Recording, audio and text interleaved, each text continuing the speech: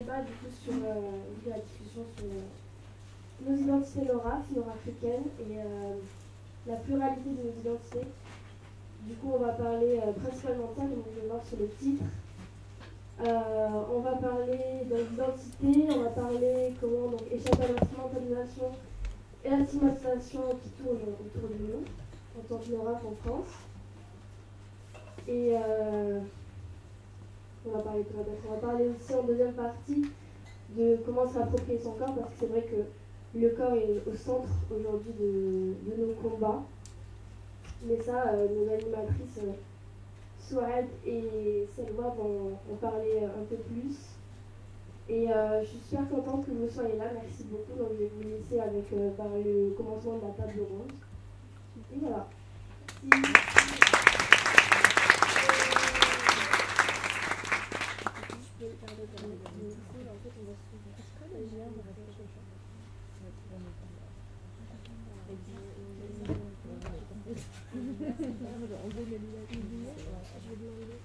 Est-ce qu'on peut baisser la lumière, la luminosité ou pas? C'est vrai qu'on l'a en pleine. Ça fait un peu mal.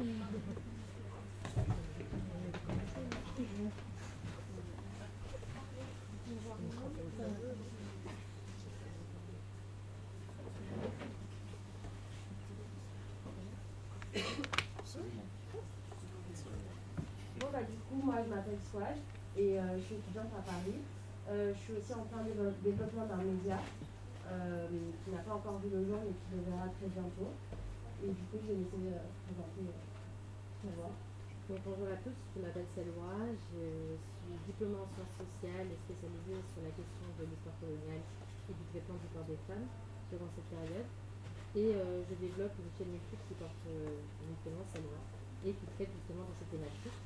Donc on va pouvoir commencer à présenter nos participantes. Merci de parler de nous d'ailleurs. Alors aujourd'hui, du coup, on a le plaisir d'accueillir Lamia Ben Malek, qui est du coup une activiste et une féministe marocaine et qui est étudiante à Paris. Et ensuite, donc, on a Oumaima Bermouni, donc en anglais, merci de prendre. Donc tu es photographe, activiste aussi d'origine marocaine, tu es diplômée d'un master en gender studies. Tu es aussi cofondateur du collectif Nassawiyet au Maroc, qui est une association qui lutte pour le droit des femmes et des LGBTQI+. Et tu es également programme associé à FIDA de Young Feminist Fund. On a aussi donc Dina El Moutari, qui est une activiste et féministe marocaine. Elle est diplômée en droit international et en sciences politiques et elle est spécialisée en Afrique, sur l'Afrique et les mondes arabes, et elle est intéressée par la question du genre. Ensuite, Christelle Tarot, écrivaine, féministe, professeure d'université et historienne, spécialiste de l'histoire contemporaine du Maghreb, de l'histoire des femmes, du genre et des sexualités en contexte colonial. Vous avez aussi co-dirigé l'ouvrage Sexe, caste et colonie en 2018. On a du coup Macha Kiss, qui est ici. Macha Aka Macha Kiss sur les réseaux, c'est une artiste marocaine qui fait ses études à Paris et elle s'intéresse d'abord au body painting et à la photographie. Et aujourd'hui, elle est dans la réalisation et dans la direction artistique. Sarah Difala, à côté de moi, à ma droite, journaliste, rédactrice au journal L'Op, donc d'origine franco-algérienne. Vous avez collaboré avec Salima, qui est à ma gauche, pour rédiger l'ouvrage Beurette, un fantasme français qui est paru aux éditions Seuil en mai 2020. Voilà. Et ensuite, Salima. Et du coup, pour donc la dernière, on présente Salima Enkish, qui est une chercheuse, une doctorante et chargée de cours à l'Université de Paris et de la Sorbonne en études cinématographiques. Salima termine sa thèse qui s'intitule Esthétique et politique du cinéma algérien contemporain de la fin de la guerre civile au Irak, également d'origine franco-algérienne, et elle est co-rédactrice donc avec Sarah Difala des Beurettes, un fantasme français. Voilà, donc comme on a dit, on va pouvoir commencer. Et pour aborder notre sujet, on va pouvoir aborder tout d'abord la question de l'identité, puisque la question identitaire aujourd'hui refait surface et se place au centre de nos débats, donc dans l'espace public, mais aussi au centre de nos vies, au centre de nos œuvres et au centre de différentes revendications. Nous sommes une génération au visage pluriel qui tente de se chercher, qui tente de se retrouver, renouer avec ses origines et qui secoue les lignes. Donc on va pouvoir commencer avec une question un peu générale. Donc dans les médias, dans notre entourage, mais aussi parfois venant de nous-mêmes, il existe plusieurs appellations pour qualifier les personnes d'origine nord-africaine. On a maghrébine, maghrébin, rebeu, arabe. Dans les années 80 apparaissait le terme beurre, puis beurette. Alors vous qui avez grandi en France ou alors qui êtes né en France, quel regard vous portez sur ces appellations et comment vous identifiez-vous à travers celles-ci? Sentez-vous libre de prendre la parole? Salima peut-être. Bonsoir à tous. D'abord, un grand merci à vous pour l'organisation et pour l'invitation. On est très heureuse d'être ici, très heureuse de voir que vous avez répondu à l'appel et que dans la salle, même si j'y vois pas grand-chose, il me semble qu'il y a des femmes, mais il y a aussi des mecs, donc on est très contente. Et il me semble qu'il n'y a pas que des rebeux. Écoutez, on est ravis. Alors justement, vous l'avez entendu, moi le terme que j'emploie, et c'est ce qu'on a proposé avec Sarah Dipala, ma co-auteure, dans notre ouvrage, c'est d'utiliser le terme de rebeu pour plusieurs raisons. Alors d'abord parce que c'est une manière un peu rhétorique de contester le terme de beurette qu'on a mis en titre comme un fantasme. Donc on veut refuser ce terme de beurette, et donc il s'agissait d'essayer de trouver un autre mot. Alors vous voyez bien que ce qui ne va pas dès le départ, c'est de vouloir retrouver une catégorie pour en remplacer une autre.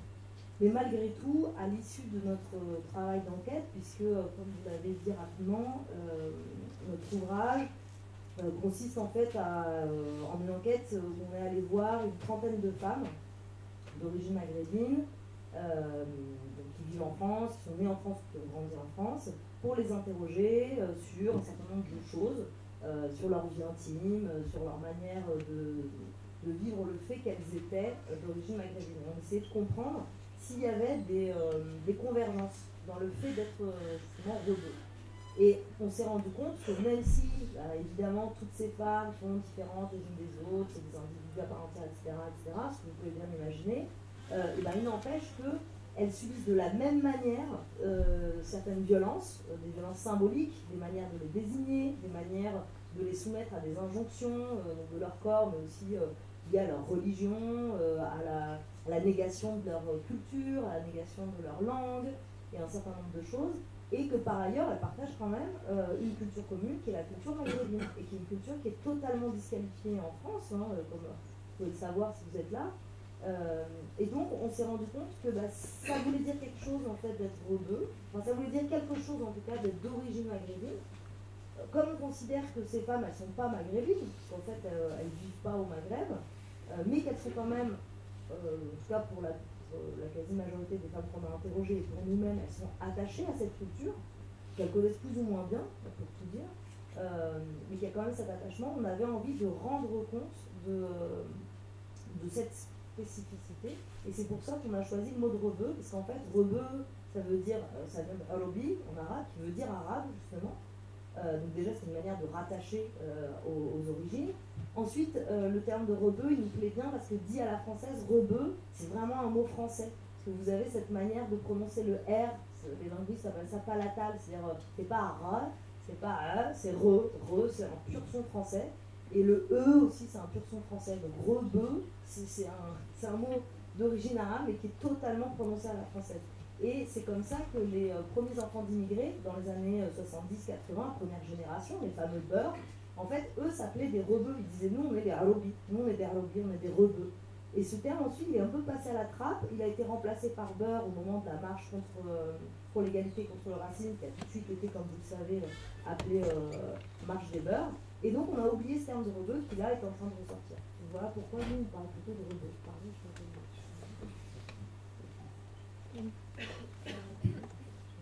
Personnellement, moi, ça n'est pas le terme de beurre ou encore de rêve, c'est quelque chose que j'ai compris en arrivant en France. Parce que moi, je suis née au Maroc, à Rabat, et j'ai grandi à Casablanca. Et je suis en France depuis 2017. Et même beurette, je je ne savais pas que c'était le féminin de beurre, et même beurre, je ne comprenais pas que c'était rebeu, et il m'a fallu beaucoup de temps pour remettre tout ça en place, et même l'appellation de beurette en soi, quand j'étais au Maroc et que j'entendais des trucs, même dans la pop culture française, je sais pas moi, Gérard Star avec son fameux beurette orange, ce genre de trucs, pour moi c'était juste quelque chose qui était lié directement à la manière avec laquelle une femme pouvait se présenter, donc quelque chose de complètement misogyne, et j'avais pas en fait la dimension raciste du terme en tête. C'est en arrivant en France que je me suis rendu compte que c'était le féminin justement de beurre, et c'est là que ça a changé ma perception de la chose, mais même beurre c'est quelque chose à laquelle je ne m'identifie pas forcément, parce que je ne suis pas entre guillemets une arabe de France. Et nous au Maroc on a une autre appellation, c'est les Zmaglis. Du coup les Zmaglis, les immigrés. Donc il y a cette séparation-là entre guillemets entre les arabes du bled, donc comme on appelle ici les blédards entre guillemets, et du coup les Zmaglis qui sont des arabes de France et des enfants d'immigrés. Et que ce soit l'un ou l'autre, en arrivant ici, on me dit ah mais en fait t'es une blédarde. Et moi j'étais là. Qu'est-ce que c'est? Dans quel sens? Et là aussi, c'est là où c'est très intéressant, où on essaie de comprendre tous ces termes-là qu'on essaie de nous coller, et au final, on ne s'identifie pas forcément à la chose. Parce que vous, au Maroc, pour les blédards, c'est les mecs des campagnes. Alors voilà, et justement, Laurie, c'est le mec de la campagne. C'est ça le truc.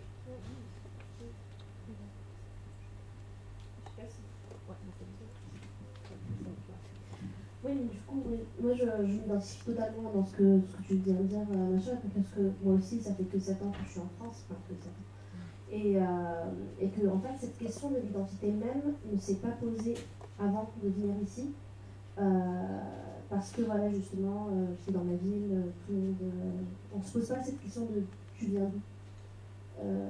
Même ici, en fait, quand je suis arrivée ici, j'ai rencontré beaucoup de Marocains et Marocaines, et même cette question de, en fait, je suis de quelle ville, et se poser, et je n'arrivais pas à y répondre parce que bah, de par toutes mes origines, et je viens d'une famille un peu de partout. Ma grand-mère est égyptienne, mon grand-père est mauritanien, j'ai grandi au Maroc, et que du coup en fait j'arrivais pas à répondre à cette question clairement. Et donc cette question d'identité, c'était vraiment tout un voyage qui m'a été imposé, toute une remise en question. C'était beaucoup de questions existentielles qui venaient par le fait de me mettre une étiquette et de vouloir déconstruire cette étiquette, justement, en fait, de se dire, en fait, ok, donc je suis, on me dit que je suis arabe, et en fait, je ne comprenais pas ce que ça veut dire.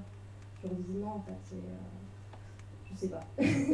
Pour moi, c'était, je sais pas, aujourd'hui encore, je ne sais pas, et cette question de l'identité aussi, pour moi, me dépasse. Il y avait un moment où j'aimais bien m'identifier en mettant beaucoup de termes et disant que je suis ça, ci, ça, et que finalement, en fait, je n'aime plus m'identifier, je n'aime plus avoir une étiquette, ou même moi-même reprendre une identification, en fait, de dire, voilà, apprenez à me connaître et puis on verra. C'est mieux de se définir tout seul que d'essayer de rentrer dans des cases pour se définir. Je vais rebondir aussi sur ce que vous avez dit, parce qu'en fait, je partage totalement mon avis, et je pense que Lamina aussi, si on lui pose la question, ça serait la même chose, vu qu'on est dans la même situation, dans le sens où on est apparemment toutes nées au Maroc et on a toutes grandi au Maroc. En fait, c'est même pas une question de Maroc ou pas, mais c'est en tant que personnes qui sont nées dans un pays étranger, qui ont grandi dans des pays étrangers et qui sont installées plus tard ensuite en France ou ailleurs. C'est vrai qu'effectivement, en fait, c'est des questions qu'on se pose, mais c'est vrai que c'est quelque chose d'assez spécifique à la France. Parce que voilà, le terme rebeu, c'est un terme qui est propre à la France, on ne le retrouve pas ailleurs, c'est un terme français. Et tous les autres termes qui en découlent, comme beurre, rebeu, beurette ou autres. Et effectivement, en fait, moi je pense que c'est une question, pendant longtemps, quand je suis arrivée en France aussi, donc ça va faire maintenant 6 ans, que je me posais des questions par rapport à ces termes. Mais en fait, je pense qu'il y a une réponse assez simple qui aussi relève du juridique, dans le sens où, à titre personnel, j'ai une seule nationalité, c'est la nationalité marocaine. Je ne suis pas franco-marocaine, quelque chose. Donc en fait, je réponds avant tout par une réponse en fait limite administrative, qui est que j'ai un passeport marocain, donc je suis marocaine. Et même si je voulais, même si effectivement j'ai grandi dans une autre culture ou autre, pour l'instant c'est la seule réponse que j'ai et qui est réelle en fait. Donc il y a aussi, je pense, des moyens de répondre qui sont d'autres, il y a aussi d'autres alternatives comme celle-là. pas si Laïla... Ouais, mais du coup, moi aussi, je suis une débardeur, donc forcément, pour moi, ça n'a jamais été une insulte. Déjà, moi aussi, j'ai mis du temps à comprendre que beurette était une insulte. Et quand je suis arrivée en France, en fait, j'ai réalisé que pour beaucoup de femmes et d'hommes d'origine maghrébine, ben, c'était vraiment parfois insultant qu'on les rabâche à leur origine, qu'on leur rabâche leur origine tout le temps. Alors que pour moi, c'est naturel parce que voilà, je suis marocaine. Et c'est avec les années que j'ai compris qu'en fait, on en fait une arme ici. Et comme il y a un climat après serein, on va dire, on en fait vraiment une arme. Et du coup, pour stigmatiser les gens d'origine maghrébine, les gens racisés, on va vouloir en fait les catégoriser encore plus. Moi, j'ai jamais entendu une Française blanche aux États-Unis dire moi je suis une Françousse. Il n'y a pas des termes pour catégoriser chaque type de Française qui est née en France, qui a grandi en France quand elles sont blanches. Donc vraiment le fait de à chaque fois catégoriser et recatégoriser dans ces mêmes catégories, j'ai l'impression que c'est vraiment à charge et contre nous en France. Et c'est ce qui est très insidieux. Oui, et justement, en fait, quand on revient à ce terme d'arabe et de beurette ou rebeu, c'est un terme qui c'est pour déterminer les personnes maghrébines, parce que justement l'immigration en France c'est quasiment des personnes maghrébines en grande majorité, sauf que au Maghreb ce ne sont pas des Arabes, ou au moins pas que des Arabes. Il y a toute une population amazigh, tout un héritage amazigh qu'aujourd'hui beaucoup ne s'identifient pas à ce terme d'arabe, et que du coup ça ne veut absolument rien dire, et qu'aujourd'hui c'est c'est carrément une identification fausse. Que pour moi, voilà, c'est lié à une histoire liée ici en France à l'immigration et tout ce qui va avec, mais aujourd'hui en fait ça ne parle pas du tout à plein de gens en fait. Oui, moi je voulais juste rajouter un truc, et je suis étonnée et surprise et plutôt ravie en fait de voir que ces termes-là évoluent tout le temps et qu'il y a de nouveaux termes et qu'ils apportent à chaque fois du débat. Alors moi par exemple, Mélissa parlait de Nordaf.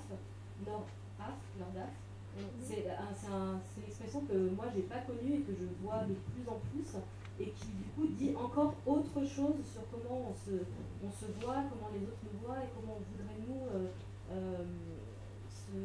s'identifier. Moi sur l'identité c'est étrange, mais cette question de l'identité, cette question d'être arabe, je me la suis pas posée avant d'écrire le livre.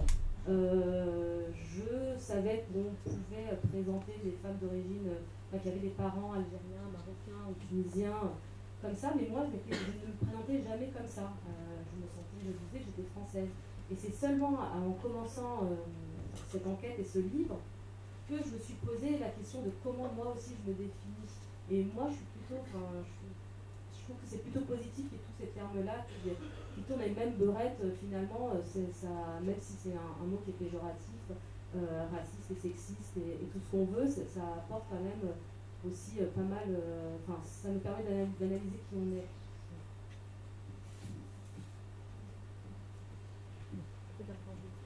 Oui, effectivement, plus d'un point de vue historique. Sinon, on peut encore deux, Christelle, vas-y. Tu t'es permis maintenant. Étant entendu que rebeu est aussi, je crois que c'est important de le préciser, une catégorie politique, c'est une identification politique. Il y a un moment justement où le monde arabe s'est réveillé du joug sur lequel il était depuis des décennies. Donc en fait, je crois qu'il faut dissocier ce qu'on pourrait définir de la catégorie ethnique et de la catégorie politique. C'est-à-dire qu'on peut être kabyle et se définir comme politiquement arabe dans une lutte politique, sans évidemment renier ce qu'on est du point de vue culturel, familial, etc. Mais en fait, ces catégories, elles sont toujours produites de manière exogène, et ensuite elles sont plus ou moins récupérées. Et par exemple, nord-africain, c'est une bonne entrée, parce que nord-africain, c'est une catégorie coloniale, en fait. Et c'est une très ancienne catégorie coloniale, puisque ça remonte, en fait, à l'Antiquité. Le terme même Africae, le terme Afrique, c'est un terme qui a été donné, en fait, aux populations de ces régions par les premiers colonisateurs importants, qui sont les Romains. Et puis, les Français ont aussi beaucoup utilisé cette catégorie, ce qui explique qu'en miroir, lorsque on a commencé à discuter de la question de la libération, on a plutôt au Maghreb utilisé le terme maghrébin, qui est un terme arabe, qui était un terme plus unificateur, disons, par rapport à ce terme nord-africain, qui était un terme hyper colonialiste et finalement très péjoratif. Et par ailleurs, il faut voir aussi que la politique coloniale, ça a été toujours une politique d'uniformisation, d'araser les différences. Parce qu'avant la présence française, prenons l'Algérie par exemple, mais le Maroc, c'est la même chose, il y avait finalement trois grandes familles. Il y avait la famille arabe, la famille amazigh et la famille juive. Sans parler en fait des communautés dites franques qui existaient là aussi depuis très longtemps.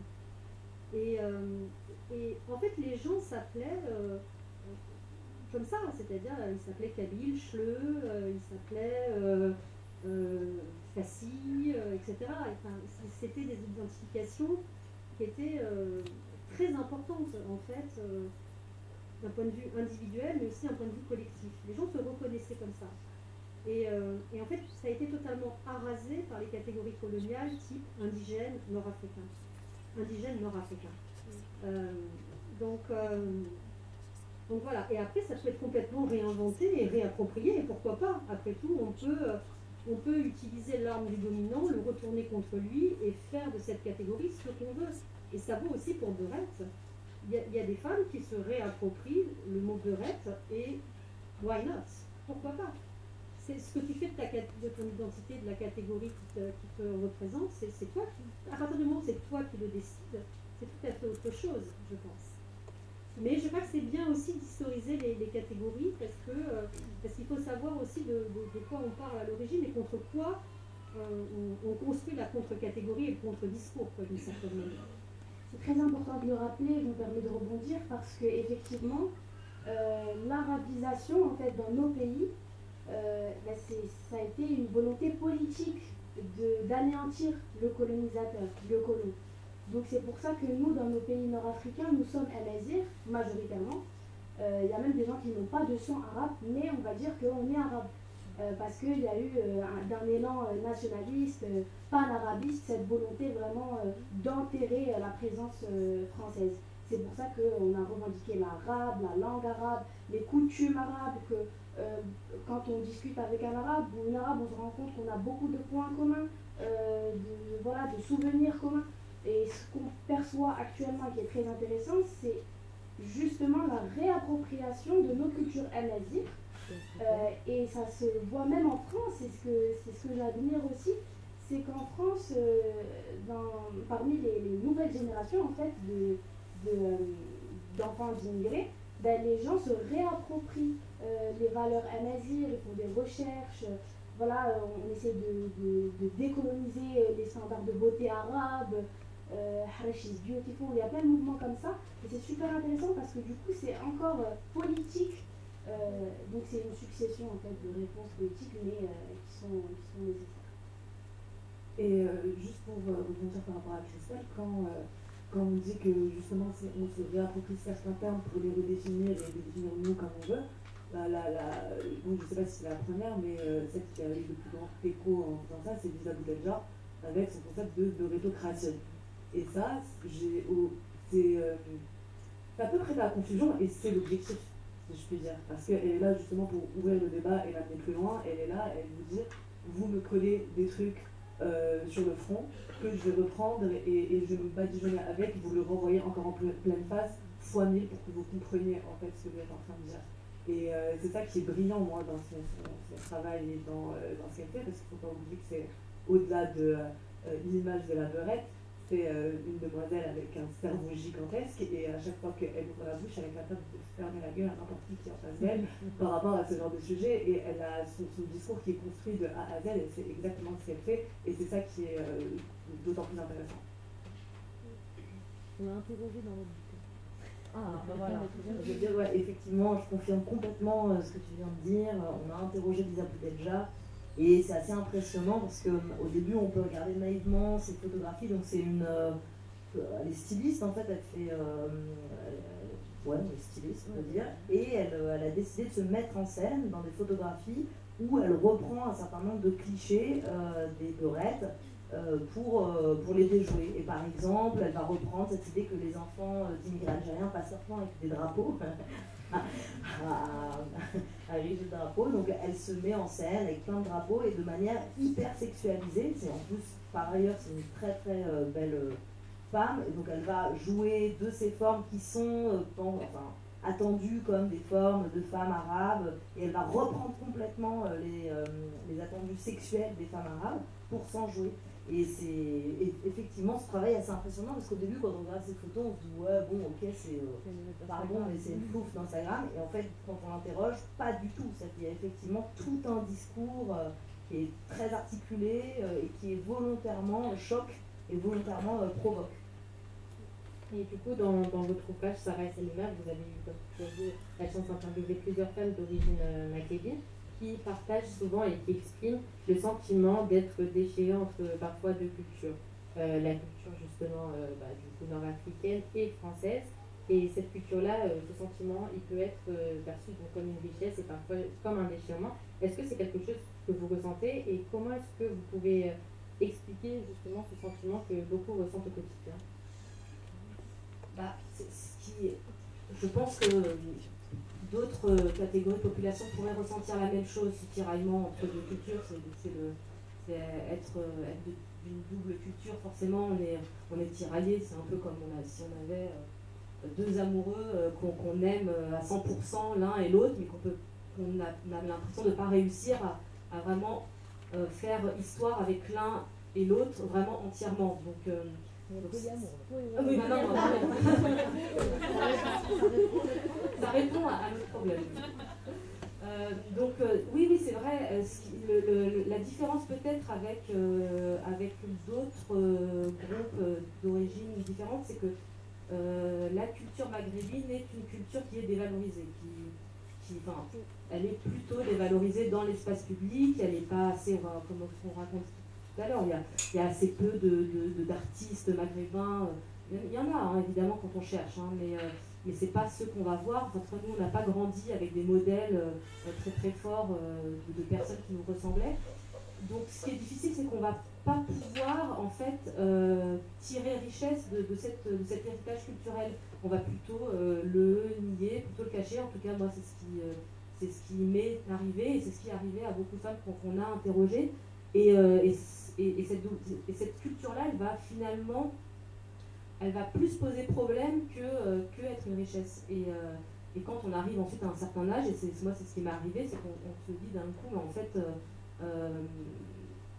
il me manque quelque chose, il me manque quelque chose, et je ne peux même pas le partager aux autres, puisqu'en fait je le connais même pas, puisque je l'ai pas exploité, je l'ai pas développé. Je raconte dans le livre, moi, tout ce qui était cuisine, kabyle, ça me faisait fuir, j'aimais pas le couscous. J'ai eu du mal ensuite à me dire que le couscous était le plat préféré des Français. Je ne le comprenais pas. Parce que pour moi, c'était le plat vraiment des bédards, Donc, j'ose en parler de la rasvan. Alors ça sent vraiment pas bon. Mais enfin, ça c'est pas bon. Et je suis... Il y a plein de choses. Non, mais du coup, moi j'étais tellement valorisée qu'au bout d'un moment, je disais, non, le couscous c'est le meilleur, c'est celui de ma mère, alors que en fait, je l'avais jamais pensé, mais maintenant j'aime beaucoup le couscous. Enfin bref. Non, tout ça pour dire que c'est ça, le tiraillement, il est là, c'est-à-dire qu'on est tous tiraillés quand on a des héritages culturels qui sont divers. Mais le nôtre, il est plus compliqué à gérer parce qu'on l'a nié, parce qu'on en a honte, et ensuite on a honte d'en avoir eu honte. Enfin, ça c'est voilà. Donc, voilà, moi je pense que c'est ce tiraillement-là que nous on a perçu chez les femmes qu'on a interrogées. Après, cela dit, on a trouvé que les générations qui nous suivaient avaient moins ce problème et qu'elles étaient beaucoup plus. Il y en a une qui nous disait, moi ça fait. En fait, je suis 100% algérienne, 100% française, j'ai pas à choisir et ce que nous on n'a pas forcément ressenti en fait. Voilà, les choses changent. Cela dit, ce sont souvent des femmes dont les parents déjà étaient eux-mêmes nés en France. Donc il y a eu aussi, peut-être le travail avait déjà été fait par les parents. Mais ce tiraillement, en fait, il est constant parce que là, on en a surtout parlé sur le plan culturel, mais il est aussi présent sur d'autres plans, sur le plan social, sur le plan religieux, surtout sur le plan religieux. Et en fait, il est constamment présent dans le sens où on a l'impression, pour moi, le problème de la double culture, c'est vraiment en fait qu'on a l'impression d'avoir constamment une épée au-dessus de la tête et qu'en fait, on ne sait jamais de quel côté pencher, qu'il faut constamment se justifier. Et le problème, c'est qu'il faut se justifier auprès de tout le monde, auprès de personnes de notre propre communauté, auprès de personnes blanches, auprès de personnes noires, auprès en fait de tout le monde, parce que tout le monde a ses propres a priori, et il faut se justifier, mais je peux donner tout un tas d'exemples. Par exemple, il faut justifier pourquoi tu as un accent ou pourquoi tu n'as pas d'accent, justifier pourquoi tu bois ou pourquoi tu ne bois pas, justifier pourquoi tu t'habilles de telle façon ou pourquoi tu ne t'habilles pas de telle façon, pourquoi tu aimes la culture marocaine, algérienne ou autre, ou pourquoi tu ne l'aimes pas. Et en fait, c'est vrai qu'il faut constamment se justifier, constamment expliquer, constamment en fait avoir un argumentaire et on ne peut pas juste se contenter d'aimer, ne pas aimer, parce qu'au final, en tant qu'être humain, peu importe notre religion, peu importe nos origines ou autres, on a des affinités, il y a des choses qu'on aime, d'autres qu'on n'aime pas et qu'on ne peut pas forcément toujours tout justifier et expliquer. Et le problème, c'est quand on est justement, quand on a une double culture, c'est qu'on doit justement constamment justifier.